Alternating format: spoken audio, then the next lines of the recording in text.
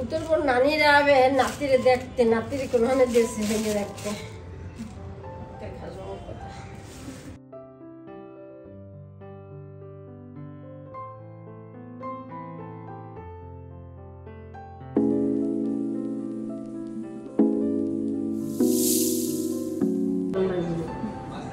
কি আনছো বাজার দুই ভাই মিলে?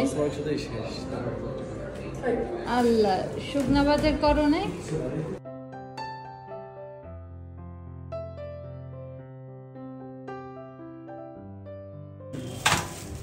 দিয়ে মেহমান আসবে আবারও, এর জন্য ছেলে বাজার করে নিয়ে আসছে, মা বাজার খুলে খুলে দেখাইতেছে। থেকে বোন নানি হয়ে গেছে, মেহমান আসবে, নানুরা আসবে আমার। মুরগি কি 4 পিস করে আগে আনছে? ও এটা হচ্ছে ব্রয়লার আনছে, এটা বাসার জন্য আনছি, অন্য কাজের জন্য। ভালো হয়েছে, এটা আনছো 4 পিস করে। কিন্তু তোমারে বলছিলাম যে সিনার পিস আনতে, আমি এটা বাসার জন্য আনাইছি আর কি।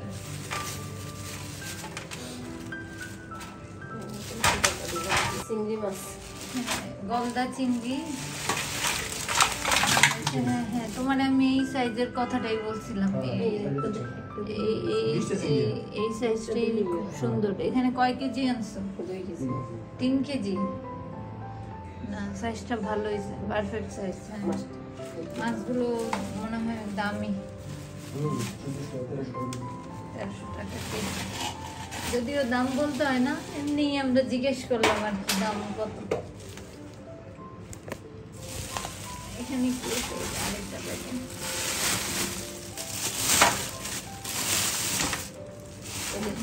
ইলিশ মাছের কাটাই আনছো, এটা খুব ভালো কাজ করছো। কয় পিস হয়েছে ইলিশ মাছ মাথা লেগ ছাড়া? গুনছিলাম? হ্যাঁ হয়ে যাবে, যেমন আছে। ডিম ছাড়া মাছ না?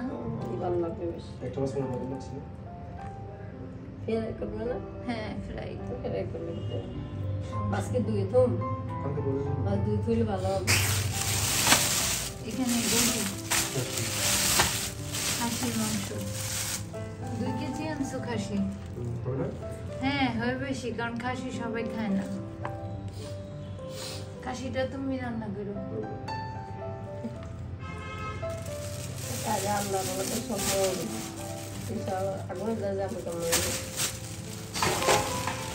মুরগি আগেই কেনা হয়েছে, তাই মুরগিটা আর এখানে নাই।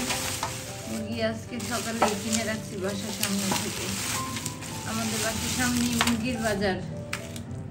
এখানে হয়েছে গরু 5 কেজি।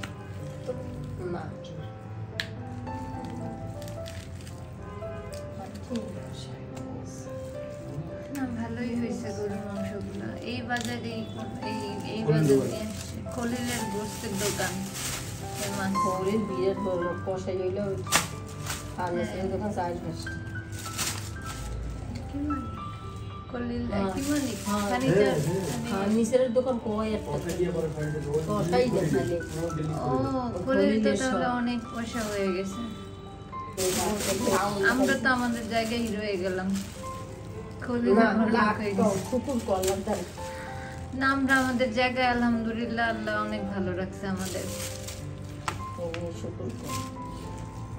এই হয়েছে বাজার আমাদের। মেহমান আসবে, এই উসিলায় বাজার করা হয়েছে মেহমানদের জন্য স্পেশালি। তো কারা আসবে সেটা দেখার জন্য ফুল ব্লগটা দেখতে হবে আপনাদের। উত্তরপুর নানিরা আবে নাতিরে দেখতে, নাতিরে কোনখানে দেশে ভেঙে দেখতে। শারীরিক অসুস্থতার কারণে আপনাদের মাঝে শেয়ার করতেই ভুলে গেছি যে আমাদের বাসায় নতুন একটা ডিপ ফ্রিজ কিনেছি। আমাদের আগের থেকেই ফ্রিজ ছিল, তবে ডিপ ফ্রিজটা ছিল না। এই ডিপ ফ্রিজটা নতুন কিনেছি, হাজবেন্ড বাজার করে আনছে নতুন। এই বাজার রাখলাম হচ্ছে ফ্রিজটা। আর এই রান্নাঘরে শাশুড়ি মাছ কাটে।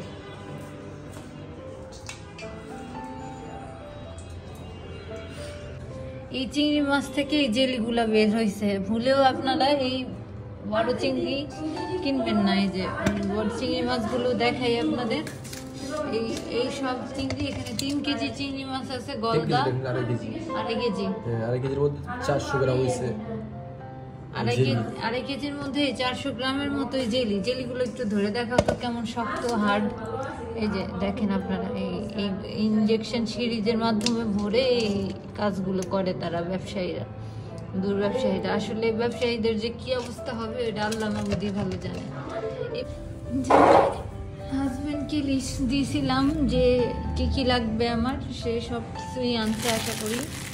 এখানে মাওয়া, টক দই আর হচ্ছে মোরব্বা, আমি জর্দা বানাবো সেটার জন্য। আর 1 টাইমের কাপ বানিয়েছি, কারণ হচ্ছে ওই চিনি বানিয়ে আমি 1 টাইমের কাপে সার্ভ করবো ভাবছি এবার। আর এই আনারস এটা হচ্ছে ইসের জন্য লাগবে, জর্দার জন্য লাগবে। আর এখানে হচ্ছে কাবাবের মশলা কাবাবের জন্য। আর ঘি অর্ডার করছিলাম, ঘিও আনছে। আর আমাদের বাসায় অলরেডি মালটা আছে, কিন্তু মালটা দিয়ে তো ভালো হয় না, জর্দা ভালো হয় না। এর জন্য আবার কি বলে এটাতে কমলা আনাইছি। আর এখানে মুরগি আগেই কিনা ছিল, বাট মনে হয়েছে যে মুরগি শর্ট পড়বে, এর জন্য আবার আরও 2টা মুরগি আনালাম রোস্টের জন্য। আর এখানে সালাদের আইটেম। আর তেল বাসায় 5 লিটারের আছে, আবার 2 লিটার আরও আনাই নিলাম যদি শর্ট পড়ে, এর জন্য।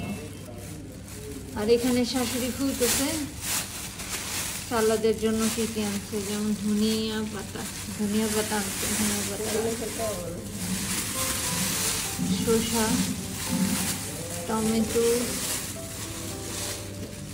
ক্যাপসিকাম। ওই যে আমি শিক কাবাব বানাবো, তো শিকের জন্য 2 ধরনের 2 কালারের ক্যাপসিকাম আমি আনতে যাচ্ছি, হলুদ আর হচ্ছে গ্রিন কালার। আর এখানে লেবু আর কাঁচামরিচ দেখতে পারতেছেন আপনারা। আর এখানে হচ্ছে 2 কালারের ক্যাপসিকাম, দেখতে খুব সুন্দর লাগতেছে তাই না মা? ক্যাপসিকাম 2টা, একটা সবুজ একটা হলুদ, বানাইলেও এটা কালারটা ফুটবে। আর রেড কালার তো আমি টমেটোই দিব, এর জন্য লাল ক্যাপসিকাম আনি নাই। বাসার জন্য ময়দা। আর এই হচ্ছে কিশমিশ আমি আনতে বলছিলাম। বাদাম তো রোস্টের জন্য অনেক কিছুর জন্যই লাগবে। এই হচ্ছে পেস্তা বাদাম, এই হচ্ছে চীনা বাদাম রোস্টের জন্য এগুলো।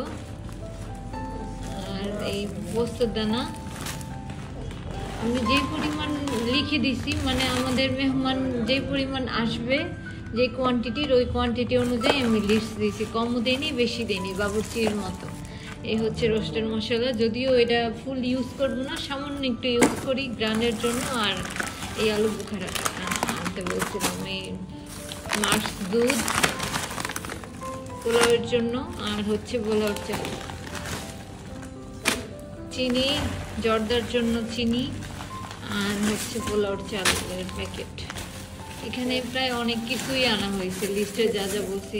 আর এই হচ্ছে আদা রসুন বাটা যদিও বাসায় আছে। আর হচ্ছে পেঁয়াজ আনা হয়েছে, পেঁয়াজ আমি দেবরে দিয়ে দুপুরেও আনাইছি, কারণ এতক্ষণ ওয়েট করা যাচ্ছিল না। কাজ আগায় রাখছি, ব্লেন্ডারে ব্লেন্ড করে রাখছি কিছু মশলা। আর এখানে দেখতেই পাচ্ছেন বাকি সব কিছু, অনেক কিছু। কে আসতেছে স্পেশাল, এটা দেখার জন্য তো ব্লগ দেখতে হবে আপনাদের। আর রান্নার আয়োজন, রান্না কি কি করি সেটা তো অবশ্যই আপনাদের মাঝে শেয়ার করবো ইনশাল্লাহ। তো ফুল ব্লগটি না টেনে দেখবেন। মামির ব্লগ প্রতিদিন দেখি। ওই যা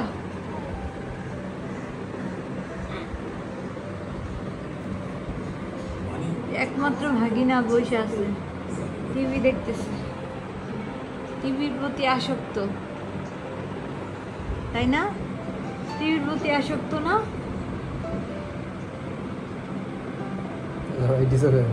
তো আমি ক্যামেরার বাইরে অলরেডি শাসলিকগুলো রেডি করে ফেলেছিলাম। পেঁয়াজের বেরেস্তাটা হাজব্যান্ড করে দিয়েছে যদিও, তো সবাই মিলেমিশেই কাজ করছিলাম। আর এখানে ননদদেরকে দিয়ে ফিনিটা আমি করেছি, ওকে একটু দেখতে বলেছিলাম, তো আমি আবার সার্ভ করে দিচ্ছিলাম বাটিতে। ও সুন্দর মতো উপর দিয়ে বাদাম কিশমিশ দিচ্ছিল।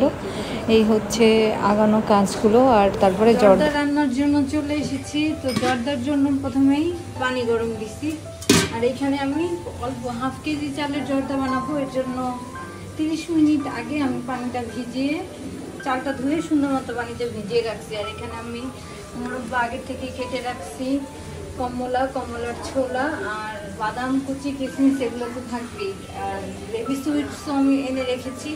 পাশাপাশি আমি পাশের চুলায় রোস্টটা রান্না করে ফেলবো। তো রোস্টটা আমি গত রাতেই ফ্রাই করে এভাবে ফ্রোজেন করে রেখে দিয়েছিলাম কাজ লাগানোর জন্য। আর রোস্টের মশলাটাও আমি রেডি করে রেখেছি, বাদাম বাটা সব কিছু, শুধু এখানে আদা বাটাটা অ্যাড করব। আর আমি চিংড়িটা অন্য স্টাইলে করবো আজকে, সেটা আপনাদের মাঝে শেয়ার করবো। চিংড়ির জন্য যে পেস্টটা প্রয়োজন সেটাও আমি এখানে করে রেখেছি। তো প্রথমে জর্দাটা শুরু করি। তো জর্দার জন্য চুলা হিটে দিয়ে দিয়েছি, দেখি এখন কি পর্যায়ে যায়। তো পানিতে আমি অলরেডি ফুড কালার দিয়ে দিয়েছি, আর জর্দার চালটা অলরেডি 10 মিনিট আগে ভিজিয়ে স্টেইন করে নিয়েছি। তো ফুড কালারটা দেখে বুঝতেই পারছেন যে কীরকম কালার হবে। তারপরেও চাল দেওয়ার পরে বাকিটা বোঝা যাবে। যদি একটু লাইট মনে হয় সেক্ষেত্রে আবার আর একটু ফুড কালার অ্যাড করা যেতে পারে। আমিও যদিও আর একটু ফুড কালার অ্যাড করেছিলাম শেষে।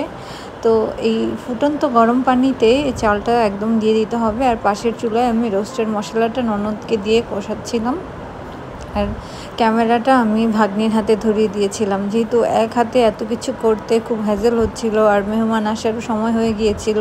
আমরা একটু স্লো কাজ করছিলাম আজকে যদিও। আর আইটেম মোটামুটি ভালোই ছিল, সেটা তো আপনাদের মাঝে অবশ্যই শেয়ার করব যে আজকে কী আইটেম করেছি। তো জর্দাটা যেহেতু এক্সট্রা করে অ্যাড করছি, ডেজার্ট একটা আইটেম আছে অলরেডি, তারপরেও জর্দা করছি, সেই চিন্তাভাবনা করে তো ননদকে দেখালাম যে দেখো তো চালটা দেখে মনে হচ্ছে যে একটু কালার কম হয়ে গিয়েছে। তো বললো যে আপু আর একটু ফুড কালার দাও, তাহলে কালারটা সুন্দর হবে। তো ওর কথা মতো আমি আর একটু ফুড কালার অ্যাড করে দিলাম। তো এখন জর্দার যে এক্স্যাক্ট কালারটা, সেই কালারটা আমার কাছে মনে হচ্ছে যে আসছে। আর তার মধ্যে এই অবস্থাতেই, আর আসলে আমি তো আর সেরকম কুক না, তারপরেও আপনাদের মাঝে আমি রেসিপিটা শেয়ার করছি জর্দার ফুল। তো এই অবস্থাতেই আমি দারচিনি আর এলাচিটা জাস্ট অ্যাড করব, বেশ অল্প পরিমাণে, সামান্য। কারণ কোনো ডেজার্টে মুখের নিচে যদি কোনো স্পাইস আসে সেটা আমার কাছে একদমই ভালো লাগে না। এটা আমার ব্যক্তিগত চয়েস যদিও, তবে এটা আপনারা অবশ্যই খেয়াল করবেন না, আপনারা তো অবশ্যই দিবেন মশলা। তো এখানে দারচিনি আর এলাচি শুধুমাত্র দুইটা করে দিয়েছিলাম হাফ কেজি চালের জন্য। আমি পরবর্তীতে সেগুলো চাল ঝরানোর সময় তুলে ফেলবো। আর একটু সামান্য পরিমাণে অয়েল দিয়ে দিয়েছিলাম, যেন একটা চালের সাথে আরেকটা চাল লেগে না যায় যখন আমি পানিটা ঝরাবো। আর অন্যদিকে রোস্টের মশলাটা হয়ে গিয়েছিল। এখানে চালটা আমার অলরেডি হয়ে গিয়েছিল 70%-এর মতো, আর আমি এর বেশি কুক করব না।